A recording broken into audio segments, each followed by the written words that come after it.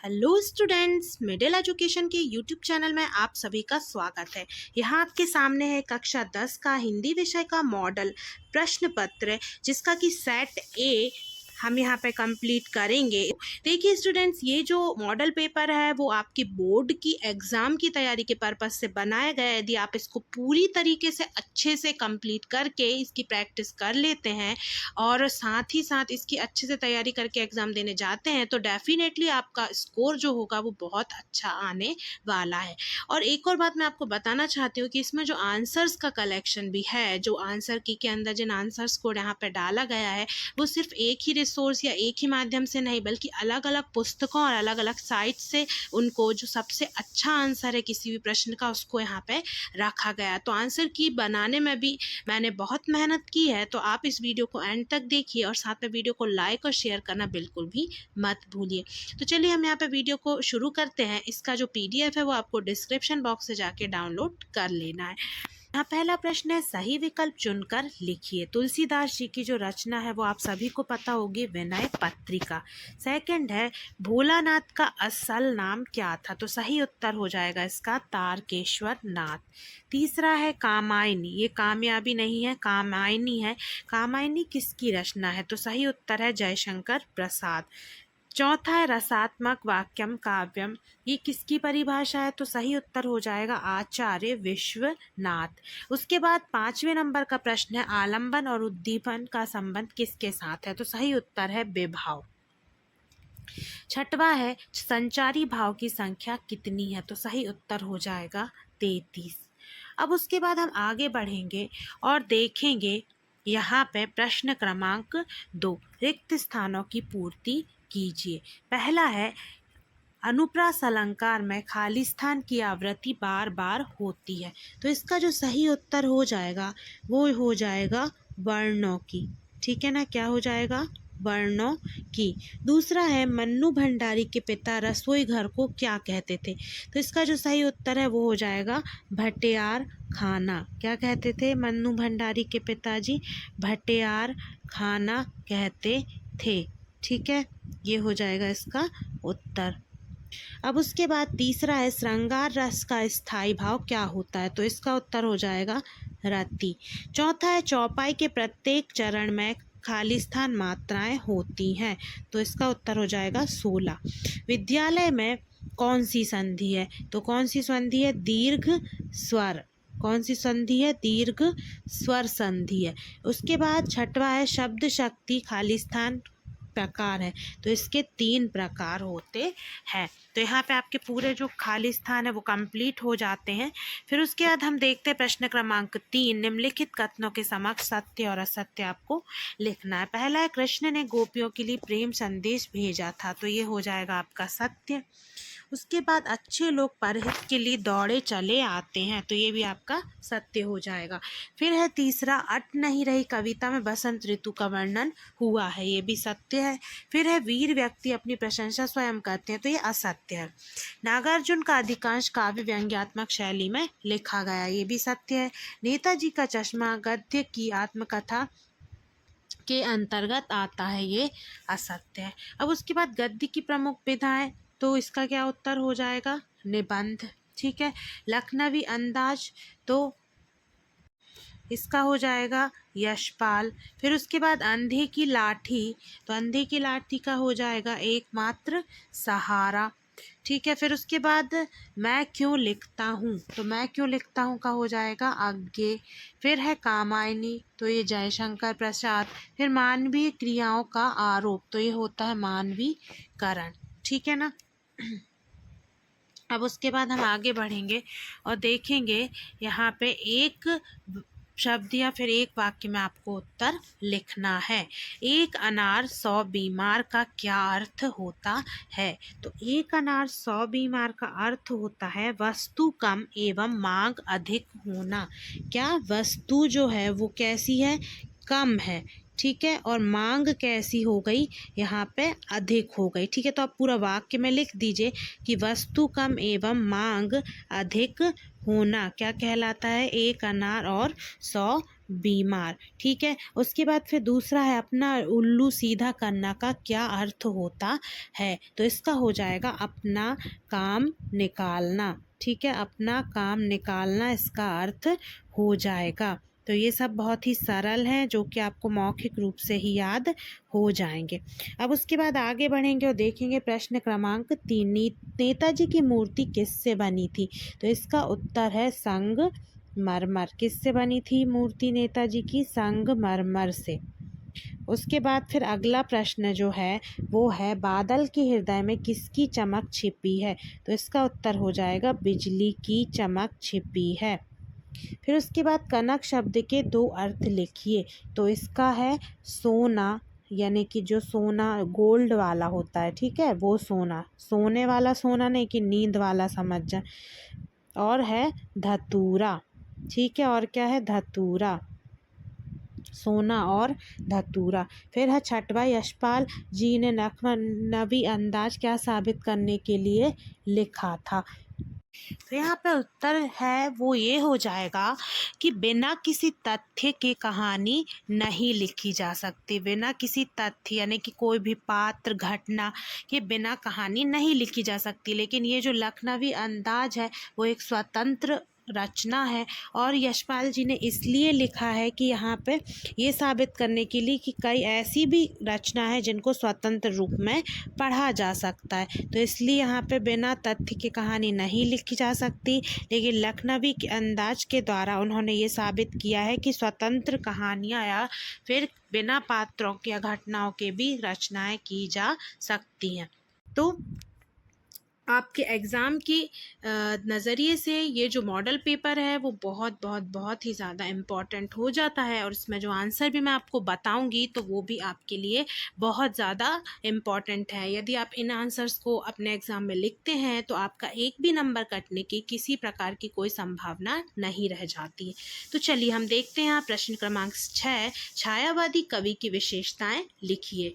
तो ये यहाँ पे छायावादी कवि की विशेषता है जैसे कि राष्ट्रीयता, प्रकृति प्रेम, आत्माभिव्यक्ति, और यहाँ पे आपको कुछ और भी विशेषताएं देखने को मिल जाएंगी।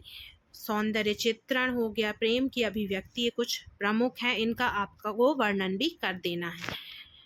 आंसर को मैं आपको शॉर्ट में बताऊंगी, आप चाहे तो पीडीएफ डाउनलोड कर लें या फिर स्क्रीनशॉट ले लें और अच्छे से इत्मीनान से उसको तैयार कर लें, क्योंकि यदि मैं एक एक आंसर को पूरा आपको समझाऊंगी तो वीडियो बहुत ज़्यादा लॉन्ग हो जाएगा। इसलिए मैं आपको आंसर दिखा दूंगी और साथ में शॉर्ट में उसको समझा दूंगी। फिर है भक्तिकाल को हिंदी साहित्य का स्वर्णकाल क्यों कहा जाता है। देखिए इसमें जो रचनाएं की गई हैं वो हिंदी साहित्य को समृद्ध बनाती हैं, इसलिए इसे जो है वो हिंदी साहित्य का स्वर्ण युग कहा जाता है। और इसमें कई महान कवि हुए जिन्होंने बहुत ही अच्छी अच्छी रचनाएं की थी। और भी यहाँ पे हम देखेंगे तो कुछ पॉइंट्स हैं जिनमें कवि और उनकी शैलियों के बारे में दिया गया है, तो इसको भी आप पढ़ लें ताकि आपको लिखने में इस उत्तर को आसानी हो। फिर हम देखेंगे प्रश्न क्रमांक 7, सूरदास अथवा तुलसीदास की काव्यगत विशेषताएं निम्नलिखित बिंदुओं के आधार पर लिखिए। पहला है 2 रचनाएं, दूसरा है भाव पक्ष और कला पक्ष। तो तुलसीदास की 2 रचनाएं, विनय पत्रिका, रामचरितमानस, ये आपको पता होगा। काव्यगत विशेषताओं में यहाँ पे भाव पक्ष और कला पक्ष आपको दिया गया। इसमें इनकी भाषा, साथ में जो शैली, इस सब के बारे में यहाँ पे आपको जानकारी मिल जाएगी। साथ में किस प्रकार से उन्होंने चौपाई, छंदों और किस अलग अलग प्रकार से भाषाओं का प्रयोग किया है तो वो आपको देखने के लिए मिल जाएगा। साहित्य में स्थान भी यहाँ पे आप पढ़ सकते हैं। उसके अलावा फिर जो सूरदास जी हैं तो उनका हम यहाँ पे देखेंगे कि 2 रचनाएं जो हैं तो सूर सारावली और साहित्य लहरी, और चाहे तो सूर सारावली और सूर सागर, ये आपको सूर से है स्टार्ट इसलिए याद जल्दी हो जाएगा। उसके बाद भाव पक्ष और कला पक्ष है, तो यहाँ पे उन्होंने किस प्रकार से रसों का प्रयोग किया है अपनी रचनाओं में, साथ में यहाँ भी हम देखेंगे तो उनकी जो शैली है उसके बारे में दिया जाएगा और साथ में यहाँ पे साहित्य में स्थान भी दिया हुआ है। फिर हम नेक्स्ट क्वेश्चन देखते हैं, क्वेश्चन नंबर 8, रीतिकाल के प्रमुख कवि और उनकी रचना बताइए। देखिए यहाँ पे केशव दास देव, चिंतामणि, तो देखिए मैं आपको बताती हूँ कि आप एक तो केशव दास कर लीजिए, साथ में उसके अलावा आप देखेंगे यहाँ पे तो एक बिहारी जो है कवि, उनकी बिहारी सतसई सिर्फ एक ही रचना थी। ये ऐसा संग्रह था जिसके अंदर बहुत सारे भाग हैं, तो ये बिहारी से बिहारी सतसई बहुत आसान रचना है। और उसके अलावा फिर यहाँ पे आप देखेंगे कि चिंतामणि, देव, तो देव से भवानी विलास, ठीक है, प्रेम विलास, ये रचनाएं हो जाएंगी इनकी। और केशव दास, तो इनकी जो रचनाएं हैं उनमें कवि प्रिया और रसिक प्रिया बहुत इंपॉर्टेंट है, तो इनको आप अच्छे से तैयार कर लें। फिर है काव्य की परिभाषा लिखिए तथा काव्य के कितने भेद होते हैं। यहाँ पे अलग अलग कवियों के अनुसार आपको काव्य की परिभाषा देखने को मिल जाएगी, तो इसमें आप देखेंगे तो आप कर लेंगे यहाँ पे आचार्य विश्वनाथ के अनुसार। उसके अलावा फिर हम यहाँ पे नीचे आएंगे तो यहाँ पे काव्य के जो भेद हैं वो है श्रव्य काव्य और दृश्य काव्य। उसके बाद आपको यहाँ भी इनका वर्णन देखने को मिल जाएगा, ठीक है। जिस काव्य को सुना जा सकता है श्रव्य काव्य, और जिसे देखा जा सकता है वो हो जाएगा दृश्य काव्य, ठीक है ना। तो यहाँ पे इसकी जो परिभाषा है वो आप यहाँ से पढ़ लीजिए, दृश्य काव्य और साथ में श्रव्य काव्य। तो ये जो परिभाषा यहाँ पे दी गई वो ज़्यादा बेहतर है, इसलिए मैंने इसको यहाँ पे कवर किया है। फिर है प्रबंध काव्य किसे कहते हैं। प्रबंध काव्य भेद का, इसके जो भेद हैं वो आपको बताना है। तो ये है आपकी प्रबंध काव्य की परिभाषा। उसके बाद फिर हम देखेंगे यहाँ पे उदाहरण भी है, जैसे रामचरितमानस, और इसके जो भेद हैं, तो भेद क्या है, महाकाव्य और खंड काव्य। तो यहाँ पे आप उदाहरण भी दिए हुए हैं, तो उनका नाम भी लिख सकते हैं। फिर इसका अथवा है, महाकाव्य और खंड काव्य में कोई दो अंतर लिखिए। तो वहाँ दो अंतर पूछे गए हैं, यहाँ पे चार अंतर हैं, जो आपको अच्छे लगते हैं वो आप लिख सकते हैं। लेकिन मेन अंतर ये होता है कि जो महाकाव्य होता है वो संपूर्ण जीवन का वर्णन होता है, इसमें किसी भी नायक के बारे में, जो मेन कैरेक्टर है। और जो खंड काव्य है उसमें किसी भी नायक के, किसी भी कैरेक्टर के सिर्फ एक खंड यानी एक भाग का वर्णन रहता है। महाकाव्य बड़ा होता है और खंड काव्य छोटा होता है। तो ये जो है ये मेन अंतर है। फिर है वीर रस किसे कहते हैं, उदाहरण सहित समझाइए। देखिए, रस की किसी भी प्रकार से आपको किसी भी रस की परिभाषा लिखना है तो आपको लिखना है इसका स्थायी भाव, पहले तो आपको पता होना चाहिए। जैसे कि वीर रस का क्या है यहाँ पे उत्साह, तो ये आप लिखेंगे कि उत्साह नामक स्थायी भाव का जब विभाव, अनुभाव और संचारी भाव से संयोग होता है तो वहाँ रस की उत्पत्ति होती है। तो ऐसे ही आपको ये सारे रसों में ये परिभाषा आप बना सकते हैं।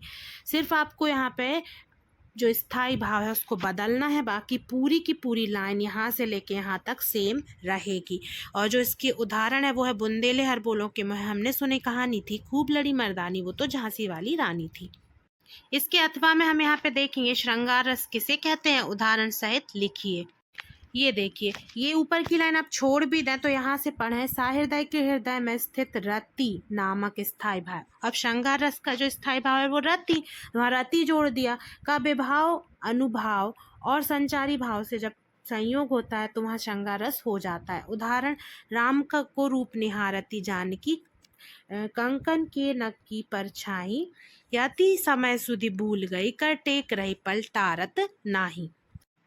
फिर 11वां प्रश्न है, वात्सल्य रस किसे कहते हैं, उदाहरण सहित समझाइए।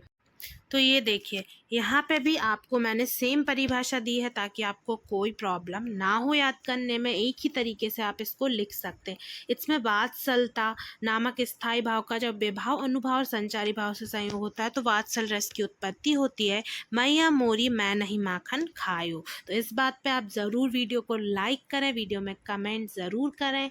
आप बताएं कि मैंने जो आपको रस की परिभाषा बनाने की जो ट्रिक बताई वो आपको कैसी लगी। फिर उसके बाद हम आते हैं मात्रिक और वार्णिक छंद किसे कहते हैं। तो यहाँ हो गया मात्रिक, जिसमें जो गणना है वो मात्राओं के आधार पर होती है, और वार्णिक जिसमें जो गणना है वो वर्णों के आधार पर होती है।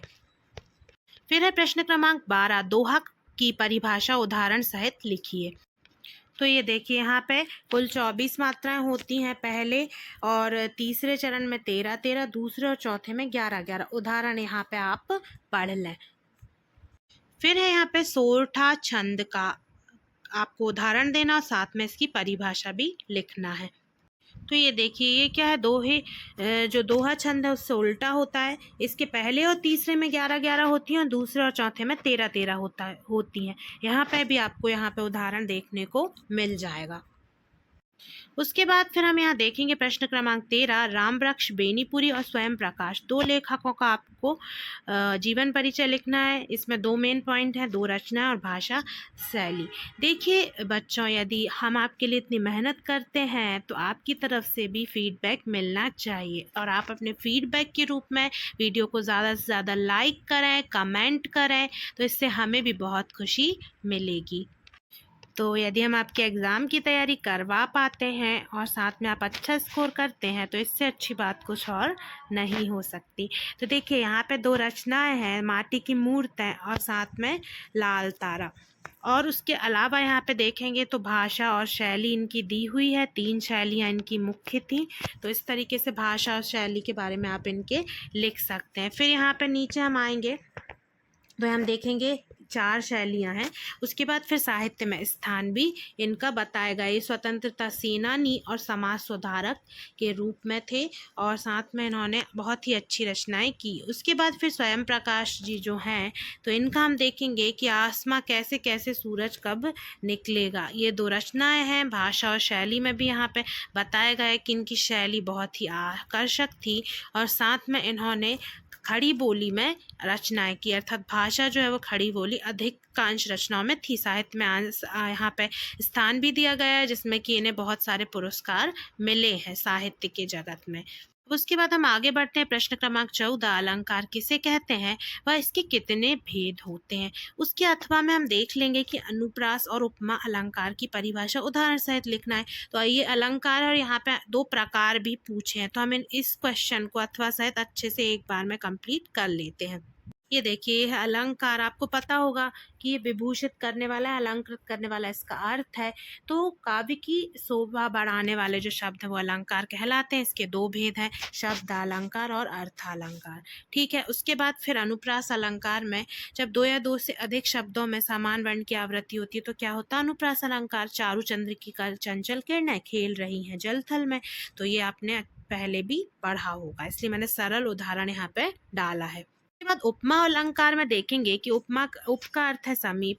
ठीक है। इसमें क्या होता है कि इस अलंकार में एक वस्तु की तुलना दूसरी से की जाती है और समानता बताई जाती है। ये है इसकी मेन परिभाषा कि उपमेय की तुलना उपमान के साथ की जाती है। उदाहरण में देखिए आप, बहुत सारे उदाहरण है जो आपको अच्छा लगे, जैसे पीपर पात सरित मंडोला, फिर मुख चंद्रमा सा सुंदर है। यहाँ पे बहुत सारे और भी हैं, तो यहाँ पे आपको जो भी अच्छा लगे उदाहरण वो आप लिख सकते हैं। फिर प्रश्न क्रमांक 15 में नाटक और एकांकी में अंतर पूछा है और इसके अथवा में कहानी और उपन्यास में अंतर पूछा है। तो इन दोनों अंतरों को हम देख लेते हैं कि आपको कैसे लिखना है। यहाँ पे एक बात और आपको ध्यान रखना है कि जो आपको आंसर लिखना है वो इस तरीके से तैयार करना है कि आप बोर्ड एग्जाम में किस तरीके से लिखते हैं, और यदि आपकी जो लेखन शैली है को आपको बहुत ही अच्छे से उसमें सुधार करना है ताकि आपका किसी भी प्रकार से कोई भी नंबर ना कट सके। तो ये यहाँ पे आ गया है कहानी और उपन्यास में अंतर। यहाँ 4 अंतर दिए गए हैं, तो आप इनको अच्छे से पढ़ लीजिए। ठीक है। इसमें कहानी में मानव जीवन की किसी एक घटना का वर्णन होता है, उपन्यास में बृहद स्वरूप यहाँ पे प्रस्तुत किया जाता है। तो बाकी के अंतर भी इससे जुड़े हुए हैं, जैसे आकार, पात्रों की संख्या, ये सब आप पढ़ लीजिए। फिर मुहावरे, और यहाँ पे फिर कहानी और उपन्यास के पहले हमें क्या पढ़ना था, नाटक और एकांकी में। तो देखिए यहाँ पे भी एक पात्रों की संख्या, तो नाटक क्या होता है जिसमें अधिक अंक हों और एकांकी में सिर्फ एक अंक होता है। तो नाटक में पात्रों की संख्या भी अधिक होगी और एकांकी में कम होगी। कथा, तो इसकी मुख्य कथा के साथ साथ कोई और भी कथाएं होती हैं सहायक, जबकि एकांकी में सिर्फ एक ही होता है। अंक की बात करें तो नाटक में कई अंक होते हैं और एकांकी में केवल एक अंक होता है। समय में भी नाटक में अधिक हो लगेगा और एकांकी में कम लगेगा। अब उसके बाद प्रश्न क्रमांक 16 है, मुहावरे और लोकोक्तियों में अंतर लिखना है। उसके बाद अथवा में नीचे 3 मुहावरे आपको यहाँ पे दिए गए, उनका अर्थ लिखना, वाक्य में प्रयोग करना। आँखों का तारा होना, फिर खून पसीना एक करना और 9 2 11 होना। ये है अंतर। मुहावरे का आकार छोटा होता है, लोकोक्ति का बड़ा होता है। और उसी प्रकार से यहाँ पे और भी कुछ अंतर है कि जैसे मुहावरे का स्वतंत्र प्रयोग नहीं होता, जबकि लोकोक्ति का स्वतंत्र प्रयोग हो सकता है। आप इसे पढ़ लीजिए। फिर उसके बाद कुछ और अंतर नीचे हैं, इन्हें भी आप पढ़ सकते हैं, जो आपको सरल लगे। 3-4 अंतर याद कर लीजिए। फिर यहाँ पे हम देखेंगे आँखों का तारा होने का मतलब अत्यधिक प्रिय होना। चंदन अपनी माँ की आँखों का तारा है। फिर उसके बाद खून पसीना एक करना का अर्थ क्या होता है? कठिन परिश्रम करना। किसान अपने खेतों में अच्छी फसल के लिए खून पसीना एक कर देता है। फिर उसके बाद यहाँ पे हम देखेंगे आपका एक और मुहावरा यहाँ पे बचा, 9-2-11 होना, यानी कि भाग जाना। तो जैसे ही पुलिस आई चोर 9-2-11 हो गए। तो ये मैंने आपको मौखिक बता दिया, बहुत सरल था। फिर है प्रश्न क्रमांक 17, समास किसे कहते हैं, इसके आपको भेद बताना है। और उसके साथ साथ में अथवा में है, संधि किसे कहते हैं, इसके भी आपको भेद यानी कि कितने प्रकार की होती है बताना है। तो 2 या 2 से अधिक शब्दों के नवीन योग से जो शब्द बना होता है उसे समास कहते हैं। इसकी परिभाषा आप अच्छे से तैयार कर लीजिए। उसके बाद फिर यहाँ पे समास के कुछ उदाहरण हैं, 1-2 उदाहरण समझ लीजिए। फिर उसके बाद हम यहाँ पे देखेंगे इसके भेद, यानी कि यहाँ 6 प्रकार के समास होते हैं, जिनके बारे में आपने पहले भी पढ़ा होगा। उसके बाद हम आ जाते हैं संधि की परिभाषा। तो यहाँ पे हम देखेंगे कि 2 या 2 से अधिक जो वर्ण हैं उनके मिलने से जो विकार उत्पन्न होता है या फिर परिवर्तन, उसे ही संधि कहते हैं। इसके भेद 3 प्रकार के हैं, स्वर, व्यंजन और विसर्ग। स्वर संधि के भी भेद यदि आप देखें तो यहाँ पे 5 प्रकार के होते हैं। उसके बाद है प्रश्न क्रमांक 18, शब्द शक्ति किसे कहते हैं, वह कितने प्रकार की होती है। और अभिधा और लक्षणा शब्द शक्ति को परिभाषित कीजिए। एक बार वीडियो देखने से आपके कितने सारे प्रश्न तैयार हो जाते हैं, उसके बाद आपको अच्छा स्कोर करने से कोई भी नहीं रोक पाएगा। तो वीडियो को एंड तक देखिए, इसके बिल्कुल मत कीजिए और साथ में मिडिल एजुकेशन के साथ बने रहिए। यहाँ पे आपको परिभाषा देखने को मिलेगी। उसके बाद फिर हम यहाँ देखेंगे 3 प्रकार की है, अभिधा, लक्षणा और व्यंजना। फिर अभिधा और लक्षणा के बारे में भी अथवा में पूछा गया, तो यहाँ अभिधा है, इसका उदाहरण है। उसके बाद लक्षणा है, उसका भी यहाँ पे उदाहरण दिया गया है। तो आप इसको अच्छे से इत्मीनान से पढ़ लें। फिर है प्रश्न क्रमांक 19, यहाँ पे नीचे काव्यांश दिया गया है, ऊधो वाले पाठ से संबंधित उसका आपको प्रसंग और साथ में संदर्भ और साथ में अर्थ लिखना है। तो ये देखिए, ये यहाँ पे प्रसंग लिखा गया है। संदर्भ में भी आपको पता होगा कि ये पद पाठ से लिया गया है। उसके बाद यहाँ पे भावार्थ दिया गया है, इसको आप अच्छे से पढ़ लें। किस संदर्भ में बात हो रही है, कृष्ण के संबंध में गोपियाँ उद्धव से कुछ कहती हैं और साथ में इसी का यहाँ पे वर्णन किया गया है। फिर है ये वाला काव्यांश, हमारो हरि हारिल को लकड़ी। देखिए, तो ये भी जो है वो पद जो पाठ है आपका उससे ही लिया गया है। इसमें भी प्रेम भावना प्रकट करती हुए गोपियाँ जो हैं वो बताती हैं कि हम प्रेम, जो श्री कृष्ण का प्रेम है, उसके बिना जीवित नहीं रह सकते। इसी का यहाँ बखान किया गया है। काव्य सौंदर्य भी ज़रूर लिखें, इसको नीचे आप विशेष बना के भी दोनों में लिख सकते हैं। ठीक है, ऊपर वाले में आपको यहाँ पे जो उद्धव भेजा है कृष्ण ने जी ने, तो उनका यहाँ पे बताया गया है कि वो कृष्ण जी के कुछ शिकायतें यहाँ पे कर रही हैं उद्धव से, और नीचे भी उनके प्रेम का वर्णन किया गया है जो गोपियाँ श्री कृष्ण जी से करती हैं। उसके बाद है प्रश्न क्रमांक 20, यहाँ पे आपको गद्यांश को पढ़ के नीचे दिए गए प्रश्नों के उत्तर देना है। तो प्रश्न क्रमांक 1 है, हमारे देश में हरित क्रांति का क्या उद्देश्य था। तो ये देखिए, यहाँ पे आपको दिया गया है पहला प्रश्न का उत्तर कि इसमें मेन जो उद्देश्य था वो था खाद्यान्न के मामले में देश को आत्मनिर्भर बनाना। दूसरा है खाद्यान्न की गुणवत्ता बनाए रखने के लिए किनका प्रयोग सही नहीं था। तो यहाँ पे लिखा गया है कि रासायनिक उर्वरक और कीटनाशकों का प्रयोग जो है वो सही नहीं था। फिर तीसरा है विशेषज्ञ हरित क्रांति की सफलता के लिए क्या आवश्यक मानने लगे। तो जो विशेषज्ञों के अनुसार रासायनिक उर्वरक और कीटनाशकों का प्रयोग जो है वो गुणवत्ता के लिए सही नहीं था, लेकिन तो भी जो पैदावार है उसको बढ़ाने के लिए उनने यही किया कि वो इसका जो प्रयोग है उसको आवश्यक मानने लगे। फिर है हरित क्रांति ने किसानों को परंपरागत कृषि से किस तरीके से दूर कर दिया। तो यहाँ पे तो यहाँ पे वर्णन किया गया है कि ज़्यादातर किसान दूर होते जा रहे हैं क्योंकि गाय बैल भैंस जो है वो अब दिखाई ही नहीं देते, उसकी जगह ट्रैक्टर और ट्राली ने ले ली है। उसके साथ साथ यहाँ पे हम देखेंगे तो जो गोबर और उससे भूसे से जो मतलब यहाँ पे कंपोस्ट खाद बनाई जाती थी, तो वहाँ पे भी उसकी भी जगह रासायनिक उर्वरकों ने ले ली है। तो इस तरीके से ये पूरे तरीके से जैविक खाद और किसी भी चीज़ का प्रयोग नहीं करते, और जिससे कि किसान जो है वो पूरी तरीके से परंपरागत कृषि से दूर हो गए। हरित क्रांति का मिट्टी की उर्वरता शक्ति पर क्या असर हुआ, इसे समाप्त करने के लिए क्या क्या उपाय करने चाहिए।